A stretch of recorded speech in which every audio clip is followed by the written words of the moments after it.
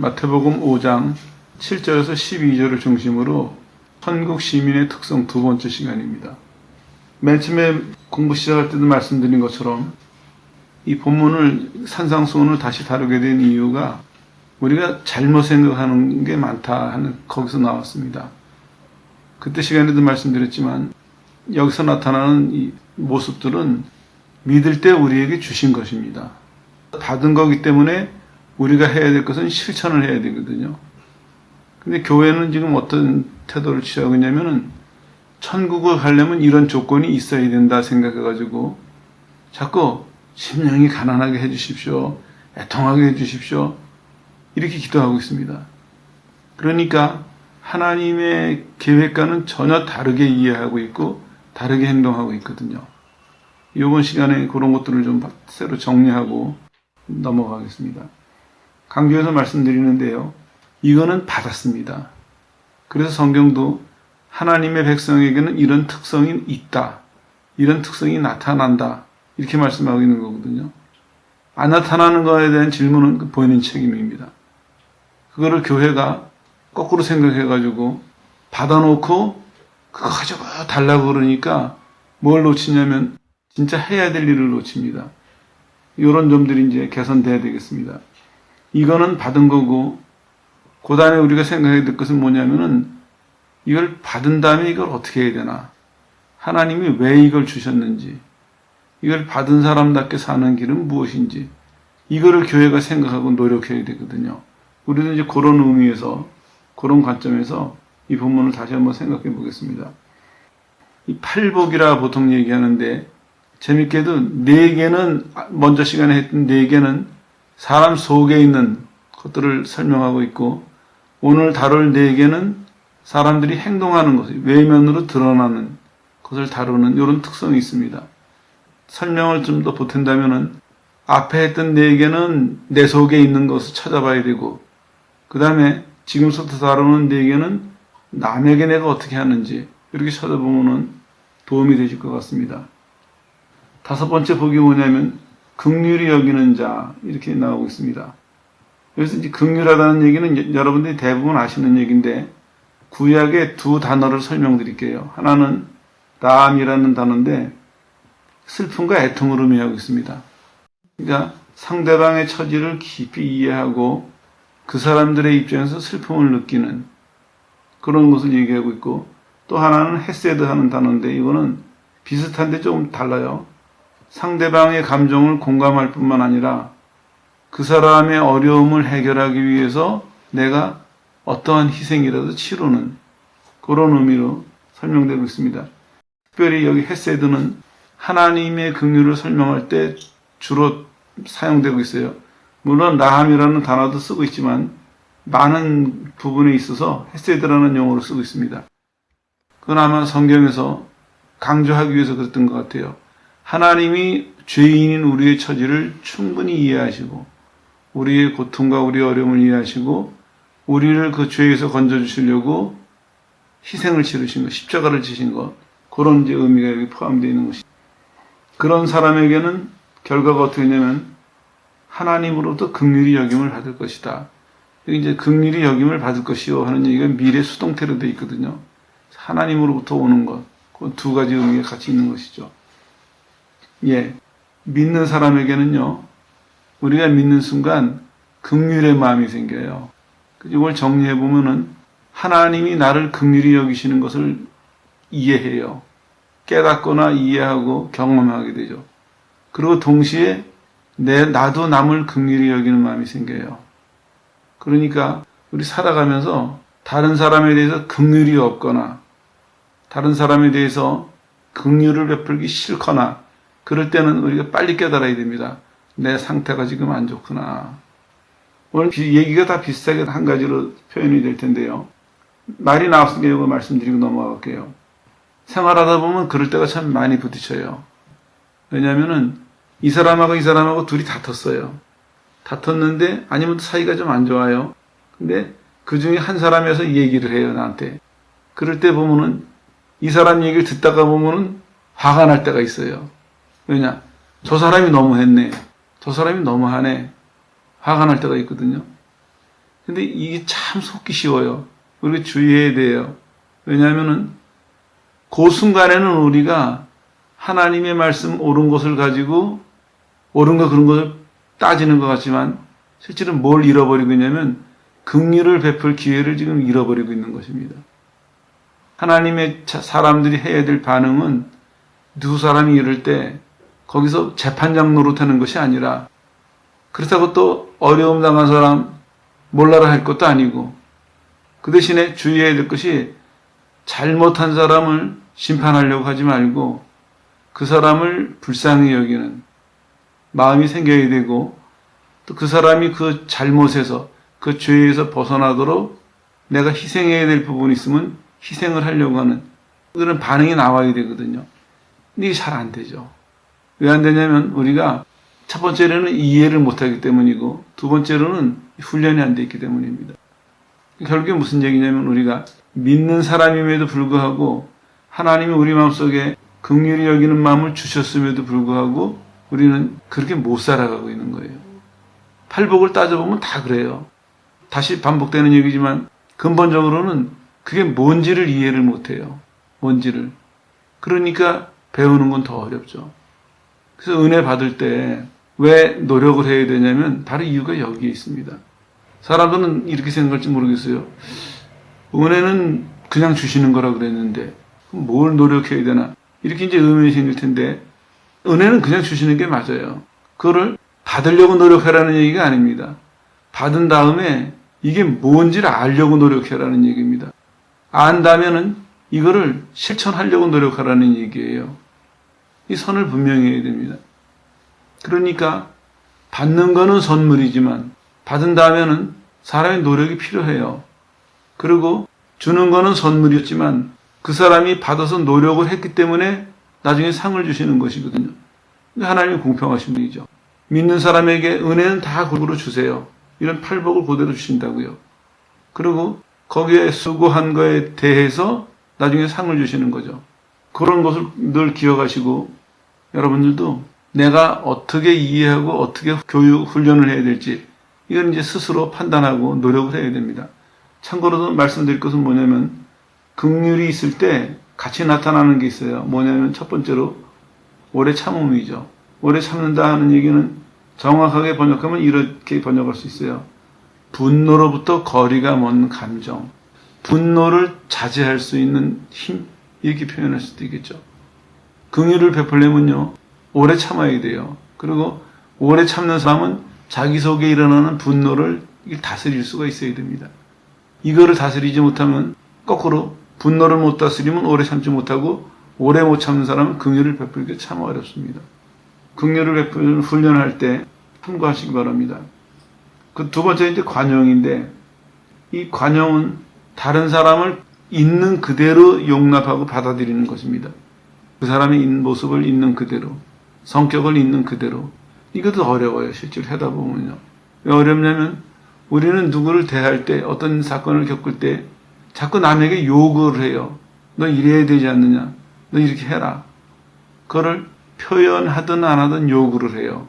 근데 상대방이 그러지 못할 때 불편하거든요. 그러니까 이게 충돌로 나타나든지 아니면은 내 속에서 나를 상처를 입히는 이런 결과를 갖고 오게 되죠. 그러다가 보니까 무슨 일만 겪으면은 상대방을 긍휼히 여기기가 참 어려워요. 왜냐? 관용이 안 되니까. 내가 저 사람을 있는 그대로 받아들이는 게 안 되니까 그 사람을 불쌍히 여기는 건 더 어렵죠. 이제 이런 문제가 생기거든요. 하나님 그래서 우리에게 은혜를 주실 때 본을 보이셨어요. 어떻게 본을 보이시냐면 하나님은 우리를 구원하실 때 하나님 만드셨잖아요. 하나님이 만드신 인간에 대해서 하나님이 마땅히 가지시는 권리를 포기하셨어요. 만약에 하나님이 그 권리를 주장하셨다면 우리 구원 못 받아요. 너 내가 내 형상을 따라 만들어놨는데 하나님 형상이라는 건 이런 외모가 아니라 마음이거든요. 도덕성이에요. 근데 너는 왜 죄를 졌느냐? 하나님의 권리를 주장하시면 구원 못 받거든요. 하나님이 그걸 포기하셨어요. 두 번째로는 인간의 불완전한 모든 것을 용납하셨어요. 그리고 죄져서 무가치해진 인간에 대해서 형벌을 내리는 것이 마땅하지만 그거를 밀어두셨어요. 형벌을. 이게 하나님의 관용입니다. 그러니까 하나님은 우리가 죄 짓는 시간서부터 마지막 심판날까지 계속 참으시는 거예요. 계속. 하나님 마음에 안 들죠, 당연히. 심판을 해야 당연한 건데 그게 사실임에도 불구하고 그냥 반넘기시고 참고 계시는 거예요. 이게 관용입니다. 이러면서 우리에게 뭐라고 말씀하시냐면 너희도 이 관용을 서로 실천해라. 이렇게 말씀하고 있습니다. 참고로 말씀드리면요. 앞으로는 설교와 공부 가운데 사랑하라는 말씀이 많이 전해질 거예요. 왜냐하면 이제 때가 된 것 같아요. 하나님께서 지난주에 말씀하시기를 그만큼 배웠으면 됐다. 이제 실천해라 하시면서 사랑해야 되는, 사랑하는 얘기를 많이 하라고 그렇게 말씀하셨어요. 많이 전해질 것입니다. 합쳐보면 이런 얘기예요. 긍휼이 우리 마음속에 있는데 이 긍휼은 오래 참는 것과 관용과 같이 이렇게 협력해가지고 나타납니다. 물론 이제 우리가 조금만 관심을 가지면 분별할 수 있겠지만 일단 이게 한 덩어리로 나타날 수도 있어요. 비슷한 모습이니까 오늘은 이해하시는 수준에서 넘어가죠. 이와 같이 믿는 사람에게는 하나님의 긍휼이 나타나요. 긍휼을 받았기 때문에. 그리고 하나님이 긍휼을 준다 이렇게 안 하셨어도 내가 용서받는 순간 거기에는 하나님의 사랑, 하나님의 진리, 하나님의 선한 것, 하나님의 긍휼 이게 다 용서 속에 다 포함되어 있거든요. 그러니까 나는 세세하게 모르지만 하나님이 주셨기 때문에 내 속에서 이게 작용을 한다는 거예요. 내 속에서 역사한다는 거예요. 그럴 때 이제 교인들이 이게 무엇인가 알려고 노력하고 실천하려고 노력하면은 그게 더 분명해지겠죠. 이해도 분명해지고 실천하는데 더 분명해지겠죠. 이제 안 하는 사람은 받기는 받았는데 가끔 이게 움직이기는 하는데 열매를 못 맺는 그런 차이입니다. 그 다음에 이제 6번째는 뭐냐면은 마음이 청결한 자 얘기입니다. 이것도 좀 설명이 필요한 부분인데요. 사람들이 오해하는 것 같아요. 왜 오해하냐면은 마음이 청결하다 하니까 자꾸 깨끗한 걸 생각해요. 깨끗한 거. 무슨 얘기냐면 윤리적으로 깨끗한 걸 얘기해요. 마음이 청결해? 그러면 얼른 사람들의 느낌과 반응이 뭐냐면 작은 거라도 짓지 말아야지. 이게 여기에 관심이가 있어요. 그러니까 마음이 청결한 걸 제대로 이해할 수도 없고 제대로 사용할 수도 없습니다. 원래 의미는 그런 게 아니에요. 마음이 청결한 것은 회개한 사람에게 주시는 새 마음이에요. 다른 겁니다. 만약에 우리가 우리 마음을 빨고 씻고 아무리 해도 여기 도달하지 못해요. 이거는 그냥 다른 거예요. 그래서 사람들은 그런 식으로 이해를 해요. 마음이 청결한 자는 하나님을 본다니까 나도 하나님 보고 싶은데 그렇게 해가지고 그냥 자기 마음을 어떻게 씻어보고 털어보고 하는데 그건 불가능한 얘기입니다. 그런 의미가 아닙니다. 영적인 의미예요. 개념부터 바꿔야 됩니다. 이거는 회개할 때 주시는 새 마음입니다. 하나님을 본다는 얘기도 그런 얘기예요. 이거는 하나님을 안다, 하나님을 경험한다 그런 얘기예요. 그런 의미예요. 사람들은 자꾸 하나님을 보려고 해요. 그런 뜻이 아닌데 보려고 두 가지 지금 모순을 겪고 있는 거예요. 하나님을 보려고 내 마음을 빨아요. 깨끗하게 내 마음을 털어내요. 근데 이게 안 되거든요. 다 털어냈는가 싶으면 또 먼지가 있고 다 털어냈는가 싶으면 또 죄가 있고 맨날 돌아서서 그거 싸움하고 있어요.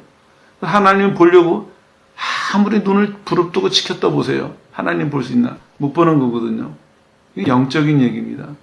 회개한 사람에게 주시는 새 마음이 하나님을 알거나 하나님을 경험한다. 그런 의미입니다. 그럼 이제 이해가 되죠. 믿을 때 혹은 믿고 나서 하나님이 우리에게 새 마음을 주셨기 때문에 우리는 시간이 지나가면서 하나님을 알게 되고 하나님을 경험하게 돼요. 그리고 그것도 이제 좀 광범위하게 말씀을 드리면은 그 사람의 은사나 사역하는 거에 따라서 다를 수가 있지만 일반적으로 생각해 보건대 관심을 가지고 노력하는 사람들은 좀 더 그런 빈도수가 높지 않을까, 자주 그런 일이 생기지 않을까, 이 정도는 생각할 수 있습니다. 관심과 노력이 필요합니다. 하나님이 새 마음을 주셨어도 그 새 마음을 가지고 하나님을 알려고, 하나님을 경험하려고 관심을 갖는 사람, 그런 사람이 돼야 되겠죠. 다시 이제 주제로 돌아갈게요. 하나님은요, 은혜 받은 다음에 우리에게 하나님을 알거나 경험하게 해주세요. 이 얘기는 뭐냐면 하나님을 봤다는 정도가 아닙니다. 하나님의 본질을 깊이 경험하게 해주세요. 그리고 체험하게 해주세요. 그래서요, 차이가 뭐냐면은 사람들이 간증을 들어봐도 나 기도하다 하나님 봤어. 이런 사람도 이 천차만별이에요. 어떤 사람은 하나님이 계신 것을 느끼는 사람도 있고 그걸 봤다 그런 사람도 있고 어떤 사람은 하나님의 형체만 본 사람도 있고 어떤 사람은 그 하나님의 본질을 깊이 체험하고 경험해서 어느 날 기도하는데 하나님께서 내게 오셨는데 하나님의 모습을 보이셨는데 나는 선한 하나님이다. 이렇게 말씀을 하셨어요. 그러면은 그 사람은 형체를 보는 것이 아니라 그 순간 하나님의 선하심을 이해하고 경험하게 됩니다. 이거는 성령 안에서 이루어진 일이기 때문에 말로 다 자세히는 설명 못하지만 놀라운 것은 이 사람 마음속에서는 이 사람의 머릿속에서는 그게 분명히 자리를 잡고 있습니다. 그게 무엇인지 하나님의 사랑, 하나님의 긍휼 그것이 받아본 사람은 이해가 가요. 그리고 그 정도가 아니라 그게 이 사람을 바꿔놔요. 그러니까 이제 선하심이니까 그거 예를 들죠.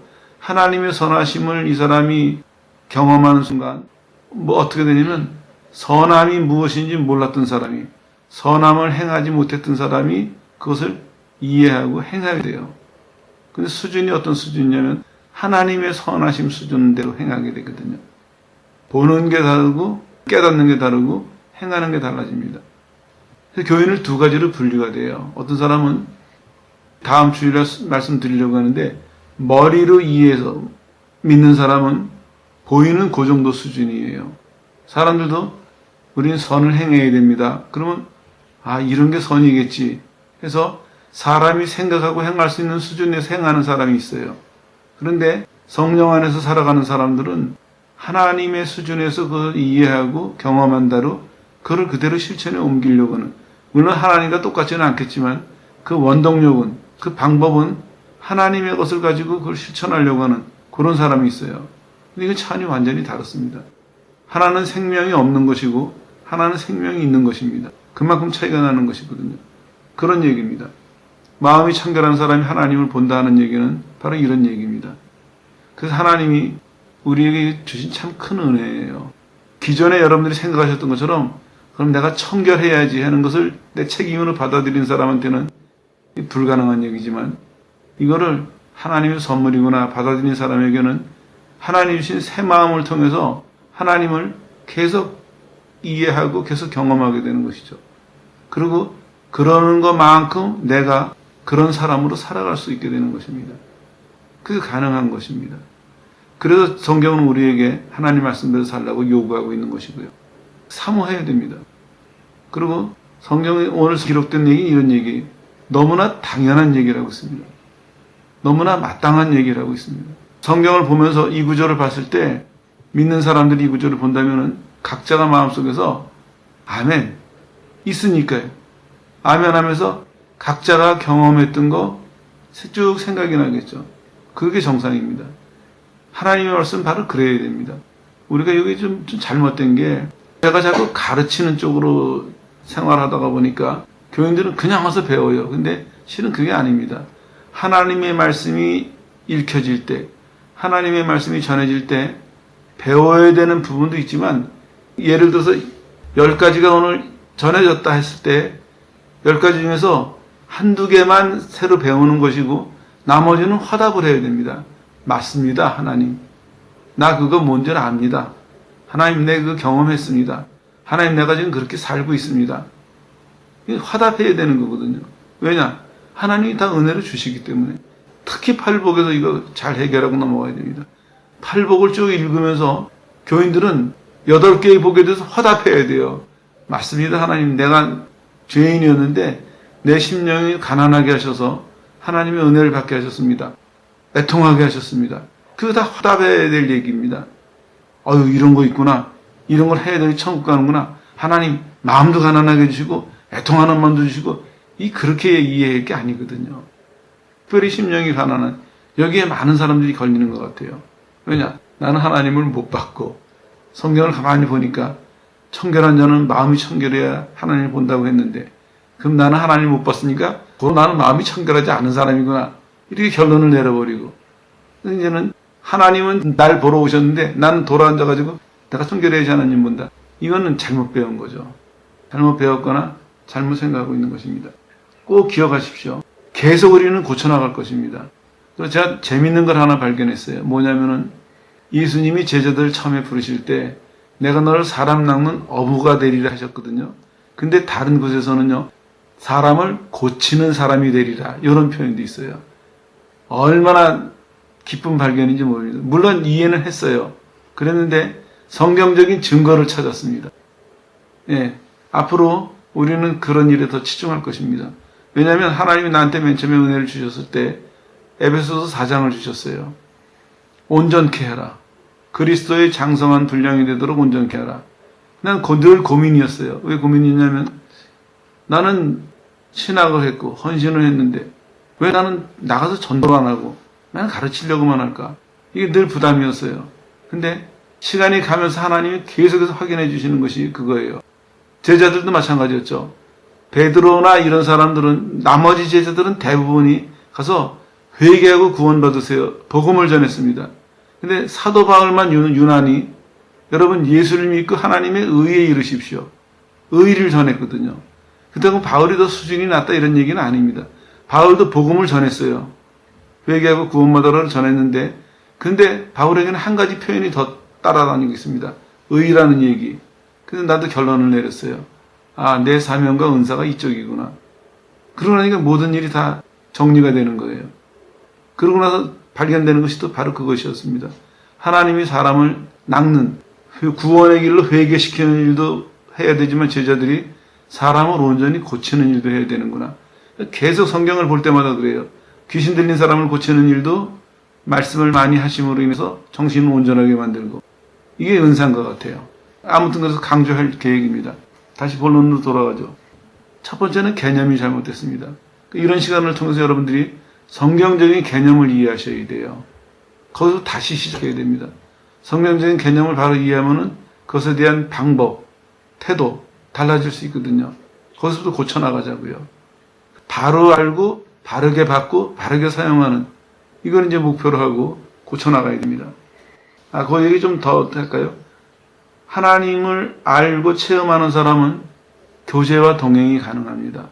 이것도 똑같은 얘기예요. 우리가 하나님을 알고 체험하는 부분이 약하니까 교제하고 동행해야 된다는 것은 이해하는데 교제하고 동행하는 건 실제로 못해요. 그러니까 우리 맨 이론만 가진 신자들이 되는 거거든요. 그런 부분들이 해결될 수 있습니다. 7번째는 화평하게 하자. 이것도 사실은 양심에 많이 찔려요. 찔리냐면 정확하게 번역하면 이런 거예요. 평화를 만들기 위해서 노력하는 자들은, 이런 얘기거든요. 어떻게 번역할까요? 하나님의 자녀들은 평화를 만들기 위해서 노력하는 자들이다. 다시 설명할까요? 복이 있다. 평화를 위해서 노력하는 자들. 그들은 하나님이 편케 하실 것이다. 이렇게 설명해야 되겠죠. 왜 찔리냐면요, 평화를 위해서 노력해야 되는데 아까 예화로 들어가 보면 두 사람이 다투거나 문제가 있어요. 근데 참 어려운 게, 우리 훈련이 덜 된 게, 우리는 평화를 만들려고 노력하는 거를 잘 못하고 꼭 어느 한편을 들어가지고 화를 내거나 어느 한편을 들어가지고 이 문제를 심판을 해버려요.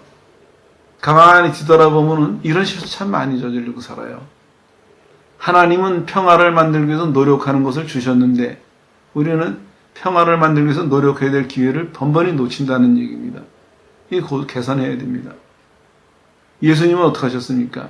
하나님과 죄인이 평화를 누리도록 자신이 십자가를 지시고 죽으셨어요. 그 평화를 만들어냈거든요. 그 혜택을 우리가 받은 것이죠. 우리가 이제 그걸 해야 될 텐데, 안 믿는 사람과 하나님과 쉽게 말씀드릴게요. 안 믿는 사람이 예수 믿게 하는데도 평화를 못 만들어내요. 우리는 희생을 못 한다고요. 믿는 사람끼리 하나님의 형상을 이루어가는 성장하는 과정에서도 평화를 못 만들어내요. 어떤 사람은 만들어내야 되는 목적조차 모르는 사람이 있어요. 내가 뭘 해야 되는지, 왜 해야 되는지도 모르는 사람이 있어요. 노력은 고사하고. 모르는 사람들, 알지만 노력 안 하는 사람들, 우리 그런 사람들에 속해요. 그러니까 예수 믿는 사람들이 이렇게 많고 성경을 매일 보는 사람이 그렇게 많고 매일 기도하는 사람들이 많고 주일날 교회 나가는 사람들이 그렇게 많고 하는데도 평화의 열매가 없어요. 평화의 열매가. 성경에 보면 평화의 열매가 있거든요. 예수님 제자들이 승천하신 이후에 가는 것보다 평화의 열매가 맺어졌거든요.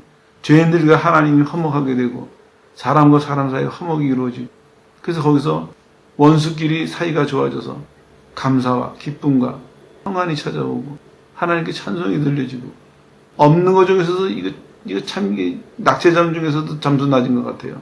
개선해야 됩니다. 성경은 분명히 하나님의 자녀들은 화평을 만들기 위해서 노력하는 자들이다. 그리고 그들은 그것을 위해서 자기 자신이나 자기의 것을 조금도 아까워하지 않는다. 이렇게 설명하고 있습니다. 우리가 부족한 것이 많지만 특히 부족한 부분이니까 여러분들도 사시면서 늘 기억하십시오. 오히려 기억하시려면 이렇게 보세요. 아침에 눈 뜨고 내가 오늘 하루는 뭐 할까 생각하시면서 꼭 그걸 갖다가 붙여놓으세요. 평화를 만들려고 노력하자. 내가 평화를 만들려고 노력하는 게 뭔가? 오늘 친구들을 만난다? 오늘 어디를 간다? 무슨 일을 한다? 그때 내 볼일만 생각하시지 말고 내 목표만 생각하시지 말고 나는 거기 가서 어떻게 평화를 만들까? 또 누구랑 만났을 때도 약속이 됐든 그냥 만났든지 간에 어떤 사건이 닥칠 때마다 나는 평화를 만들어내야 된다. 난 평화를 만드는 사람이다. 그것을 위해서 나는 어떤 대가라도 치러야 된다. 이걸 꼭 기억하십시오. 그래야 우리가 믿는 사람답게 합당한 삶을 살 수가 있다. 성경은 말씀하고 있습니다. 끝으로 이제 의를 위해서 핍박을 받는 자 이렇게 말씀하고 있습니다. 아시는 내용이죠. 의를 위해서 핍박을 받는 사람. 그리고 또 11절에 보니까 이렇게 이어져요. 나를 인해서 너희가 욕하고 핍박받고 거짓으로 너희가 모든 악한 말을 들을 때 같이 이렇게 설명을 하시고 있습니다. 이렇게 이해하시면 되겠습니다. 의를 위하여 하면 의의 열매를 맺기 위해서 능동적으로 핍박의 자리에 들어가는 자 이렇게 이해하시면 되겠어요.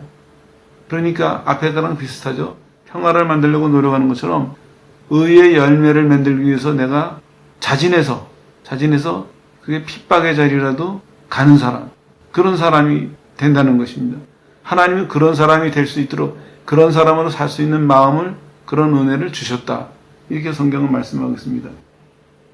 그러니까 핍박을 받는 이런 의미에서부터 보면은 핍박이 계속돼도 그걸 기꺼이 견디면서 열매를 맺어내는 여기까지 이제 결과가 오는 것이죠.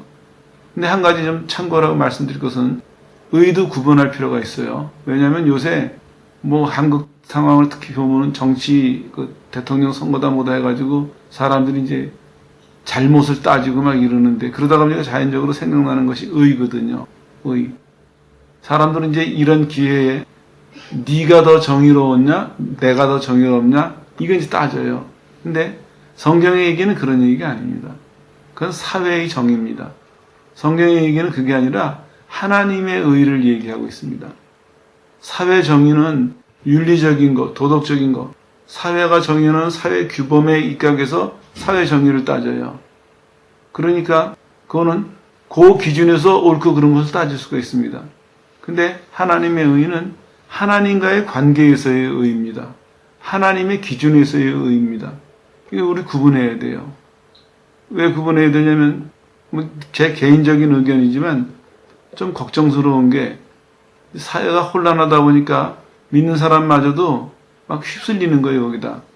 근데 이렇게 이해하셔야 돼요. 우리는 두 가지 의의를 동시에 구분할 수 있어야 돼요.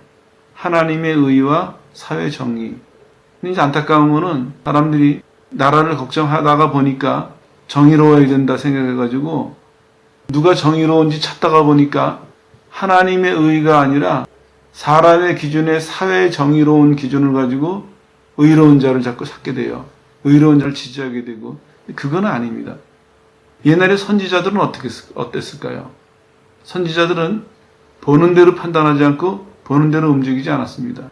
다시 말씀드리면 사회가 혼란할 때 지금처럼 사회가 어지러워서 올바른 사람이 없어 보이는 것 같은 그런 상황에서 올바른 사람을 찾아야 되는 순간에 그들은 어떻게 했냐면은 사회 정의를 기준으로 판단하지 않았어요. 그들은 그럴 때 하나님 앞에 갔습니다. 두 사람을 놓고 뒷조사를 하지 않았습니다. 두 사람을 놓고 청문회를 하지 않았습니다. 그건 세상 방법이에요. 그거는 그 사람들은 그렇게 고수준밖에 안 돼요. 속을 모르니까. 근데 우리는 다른 길이 있습니다. 우리는 옳은 것을 찾을 때 하나님 앞으로 가야 됩니다. 옛날에 선지자들은 하나님 앞에 갔어요. 그래가지고 지금 보이는 모습이 아니라 하나님이 보시기에 누가 의롭습니까? 이렇게 찾았습니다.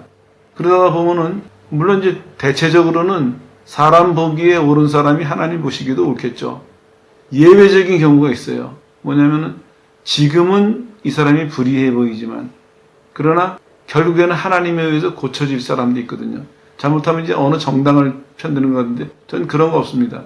왜냐하면 요즘에 가만히 뉴스를 듣다가 보면은 교회가 길을 잃어버렸다 하는 생각이 들어서 그래요. 나라를 걱정하고 미래를 걱정을 하는데 안타깝게도 방법이 틀렸어요. 사회의 정의를 가지고 의의는 처제 아무도 없어요. 이쪽이나 저쪽이나 다 나쁘긴 마찬가지입니다. 정도의 차이는 있겠지만 거기서 못 찾습니다. 우리가 보기에 누가 조금 낫다고 해서 그 사람에게 개인적인 소망을 넘어서서 교회의 운명을 맡길 수는 없습니다. 뭘 찾아야 되냐? 하나님의 의를 기준으로 하나님의 의를 찾아야 그걸 기준으로 하나님이 과연 쓰실 사람이 누구냐? 이걸 찾아야 되겠죠. 마찬가지입니다. 하나님이 인도하시는 길이 어떤 길이냐? 이렇게 찾아 들어가야 됩니다. 근데 요즘에 교회들 목사님들 하는 거 보면은 참 안타까워요. 이게 우리 모습이에요. 이게 우리 수준입니다. 그동안에 우리는 하나님의 의에 대해서 이해도 그거였고 경험도 그거였기 때문에 의로운 것을 행할 의를 행해야 되는 기회가 오니까 결국에 우리는 붙드는 것이 하나님의 의가 아니라 세상의 정의를 가지고 고수준 가지고 이거 이제 해결하려고 하는구나. 참 안타깝습니다.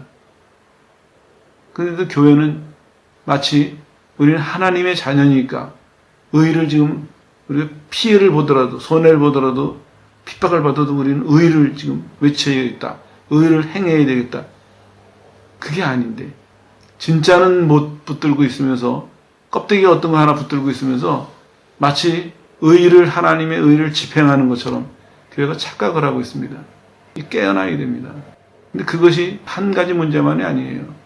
매 주일 그렇고 좀 더 구체적으로 하면 매일 우리는 그렇게 살아가고 있습니다. 하나님 앞에서. 팔복만 하더라도 그래요.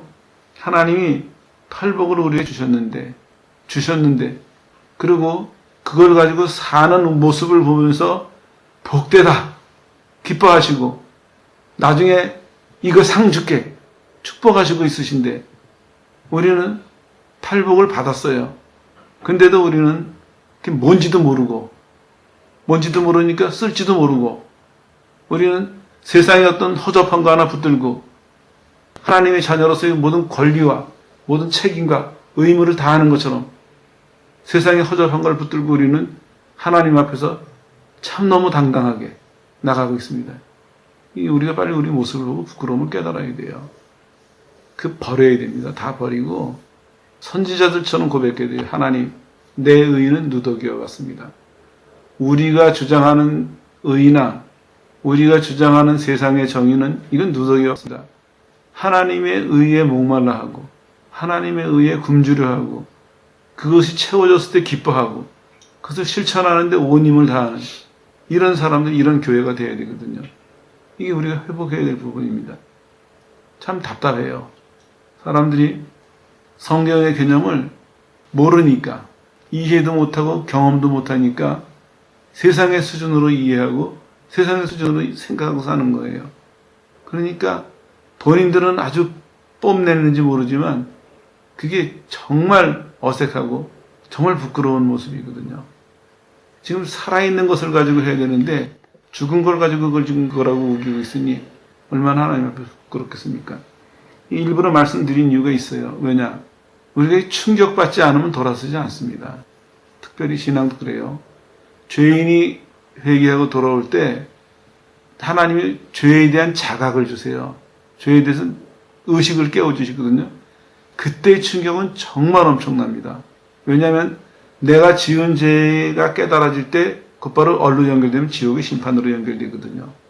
그 충격쯤이 있어야 돌았습니다. 물론 이제 교리적으로 보면 하나님의 은혜가, 하나님 주신 믿음이 우리를 돌이키는 것이죠. 인간 편에서만 본다면 그 정도의 충격이 있어야 돼요. 마찬가지입니다. 우리가 신앙생활 하다가 내가 원하는 식으로, 내가 편한 거로, 내가 좋아하는 식으로 그렇게 믿던 사람이 하나님이 원하는 식으로 돌아서려면은 그만한 충격이 있어야 됩니다. 그거는 비행기랑 부딪히는 것보다 더 큰 충격이라고 설명해야 되겠죠. 그 사람의 영혼에, 그 사람의 정신에 그만한 충격이 가해져야 돼요. 아, 이게 아니었구나. 그 정도 충격이 가해져야 절로 옮기거든요. 그래서 말씀을 드리는 겁니다. 우리는 지금 그냥 나태하고 게으르고 안일하게 그렇게 가야 될 때가 아닙니다. 세상은 점점 혼란해지고 그 혼란 속에서 세상은 점점 이제는 혼란하다 못해 우리를 미혹하고 있습니다. 우리를 혼미하게 만들고 있어요. 우리를 잘못된 길로 이끌어가려고 하는 세력은 점점 힘을 더 쓰고 있습니다. 우리는 거기에 대해서 아무런 방비가 없거든요. 깨어나야 됩니다. 그들 이상으로 깨어나고 그들 이상으로 열심을 내야 됩니다. 늘 교회가 새로워질 때는 그랬습니다. 하나님의 사람들 중에 일부가 원수들보다 부지런했습니다. 원수들보다 용감했어요. 그래서 교회가 살아남을 수 있었습니다. 물론 하나님이 역사하시는 것이 전부지만 거기에 교회는 어떻게 반응을 했느냐. 원수보다 부지런하고 원수보다 용감하고 원수보다 더 인내했습니다. 그래서 하나님 주신 것을 지켰거든요. 지금이 바로 그때입니다. 세상이 얼마나 집요하게 그리고 적극적으로 우리의 눈을 가리고 귀를 막고 손발을 묶어 놓으려고 하는지 모르겠습니다. 각 사람마다 적당한 이유를 대가지고 여기서 자유롭게 하나님의 길을 따라갈 수 있는 사람들은 새로운 각오가 있어야 될 것입니다. 그 출발이 여기서 시작입니다. 하나님의 자녀인 천국 시민에게 어떤 특성을 주셨는가, 이걸 새롭게 정리하고 이제는 적어도 하나님께서 십계명을 주시면서 율법을 주시면서 십계명을 딱 골라서 특징적으로 주신 것처럼 우리도 이 크고 넓은 은혜를 우선 팔복이라도 딱 정리해가지고 이걸 근거로, 이걸 출발점으로 삼아서 새롭게 도약하는 그런 기회가 됐으면 해서 말씀을 드리는 겁니다. 여러분들이 팔복을 확인하십시오. 하나님은 가까이 가는 자에게 다 확인시켜 주세요. 우리도 그렇게 해서 배웠습니다. 이걸 누가 배워줬겠어요? 하나님이 배워주시고 하나님이 경험하게 하셨습니다. 여러분들도 확인하시고 경험하시고 이제 이것을 받은 사람답게 발휘하면서 사는 그런 성도들 되시기를 주 예수 이름으로 축원합니다.